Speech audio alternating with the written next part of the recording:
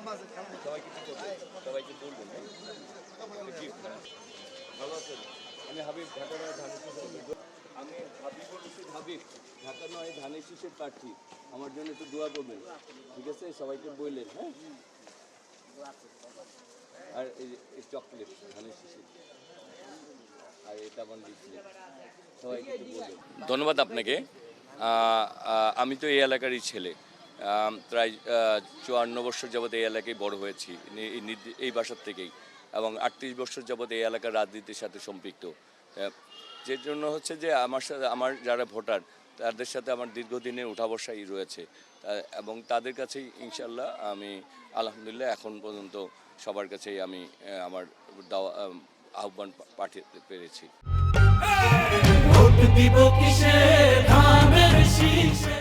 ব্যাপারটা হচ্ছে যে সবাই অনেক বছর পর তার ঘরের সন্তান, এই স্বাধীনতার পর কোনো বড় দল থেকে কখনোই এই এলাকায় কাউকে প্রার্থী করে নাই। এখন সবাই মনে করছে যে তাদের ঘরের ছেলে, এলাকার ছেলে, হ্যাঁ, কেই প্রার্থী করা হয়েছে, সেই কারণে সবাই খুব উৎফুল্ল স্বতঃস্ফূর্ত ভাব আছে আমার পক্ষে।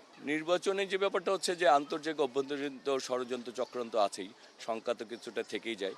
সেক্ষেত্রে যে ভোটারদের মধ্যে একটা স্বতঃস্ফূর্ত ভাব আছে যে কেন্দ্রে যাবে, ভোট দিবে, হ্যাঁ, এবং ভোটাররা চায় তাদের যে ভোট দিবে সেটা যাতে বাস্তবায়ন হয়, এবং এই জন্য উচিত যে অন্তর্বর্তীকালীন সরকার যে আমাদের জনগণের যে নিরাপত্তা এবং প্রার্থী এবং ভোটারদের নিরাপত্তা নিশ্চিত করা।